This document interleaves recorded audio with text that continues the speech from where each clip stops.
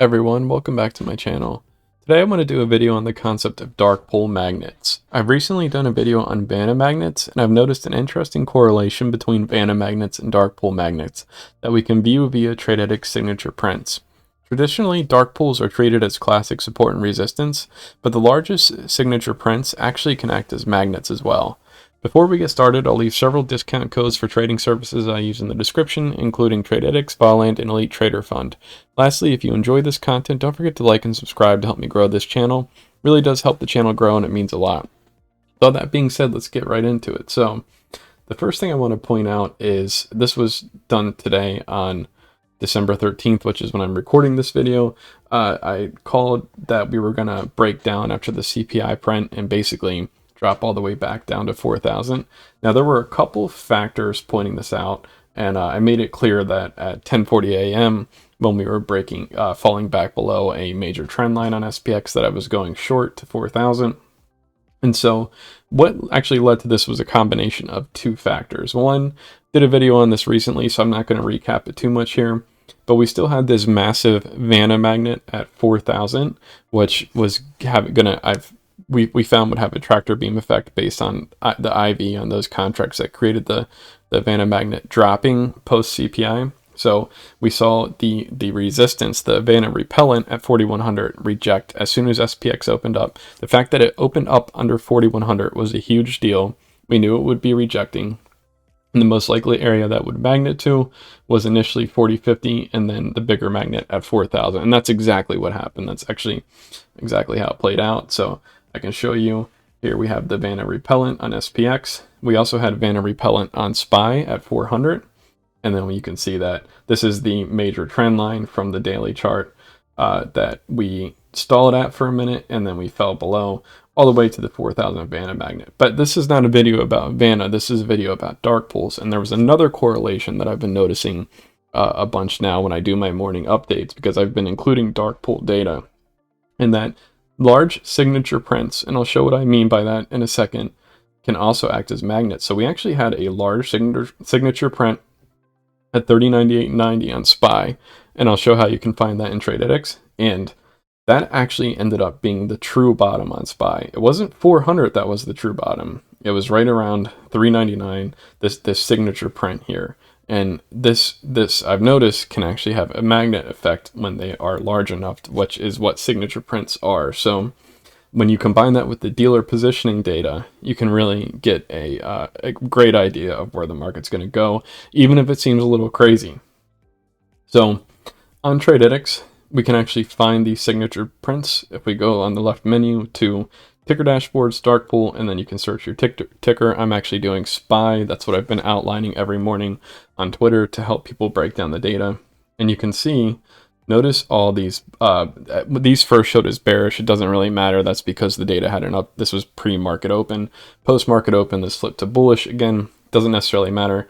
What it does indicate, since the signature print, since we had SPY open all the way up around 410.25, we had to open all the way up here, and then we started falling when SPX rejected 4,100 because these two tickers trade in tandem. And so we see that we had 398.90, which is down here. And so what this means is when we have these millions of dollars, you can see here 1.33 million, 101.48 million, 100.2 million. You can see just how many prints there are here, which is just absolutely absurd. And then we actually have bearish prints above us.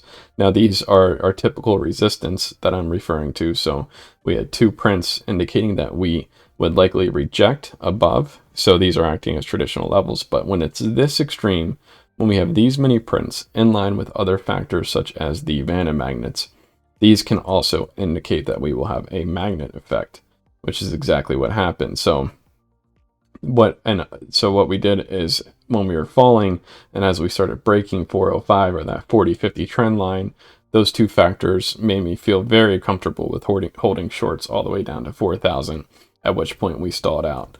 So We can also scroll down here, and I've done other videos on the data below, so be sure to check those out on how you can use dark flow to make correlations on if it's going to be bullish or bearish, how big of a move we'll get over the next 7 days, as well as dark pool levels, which you can see here. Now, this is not reflected on the dark pool levels, and that's what's important to note. These signature prints are special prints that TradeView is pointing out, and when we see this many at a particular level, that's when we notice this magnet effect that occurs. And then once we do hit it, it does indeed become a very good bullish support. And I was confident at that point that we weren't going to get below this thing. So I was able to close out my shorts and then flip to longs. I was actually playing ES for the most part. I did take some SPY puts as well. But regardless, whether I'm playing ES or SPY or SPX, doesn't matter. It's all going to be the same stuff. They all impact one another. So just to show you another case of this, so this was a Twitter update that I did on the morning of December 9th. And so if we flip over to December 9th here, let's jump on over. So went too far. So morning of December 9th. Now this was an interesting play because we were actually coming off of we had this pre-market. Excuse me here, let me make sure I have the right day here. Okay, it was actually a chop day, but what's noteworthy about this is that when we're looking at the dark pool levels here, once again we notice all these signature prints around 39330, and so if we mark this, right, these signature prints are just so incredibly potent. A lot of the dealer data that day, and we can actually revisit it because I was tracking it, and again my assessment played out perfectly. So I talk about the various Vanna and Gamma accelerants and repellents that we would encounter, the dark pool levels, and then so essentially what ends up happening is we have a lot of chop the day before, and then when we get into the open, we come right down to that 393. We have this sell-off right down to 39330, and then we just have a massive recovery from there, which actually, this was actually a fair value gap fill. It's hard to see it on the 15-minute chart here, and I don't want to lose my place by flipping it, but anyway, you get the idea. So it becomes a magnet, and then once we touch it, it becomes supportive because the dark pool print was under the current opening price. Now, if it was above the current price, it would be the opposite. It would be a magnet, and then it would become resistance when we get above. So that's just another way that we can use these signature prints and dark pool data to help tie everything together for us. And then,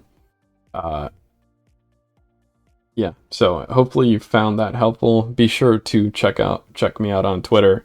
I'm trying to do these morning updates before market open where I tie all the data together for everyone to make sense of and to get a prediction. So far, it's been incredibly accurate. I'm not saying it's going to be accurate 100% of the time. Nothing ever is, but I'm just following the data. I'm not making predictions off feelings or anything, just putting together dealer data and dark pools. And the potency of the signature prints combined with in particular with the Vanna picture that I'm pulling from Voland. So combining the two services, TradeView and Voland, one for dealer data, one for dark pool data, has led to basically predicting how the entire day will move, especially when we combine it with some simple smart money concepts in terms of fair value gaps and order blocks, which I've talked about extensively on this channel. So hopefully you found that interesting, and if you have any questions, definitely let me know, and hopefully you have the same level of success that I've been experiencing by combining this data. Thanks for watching.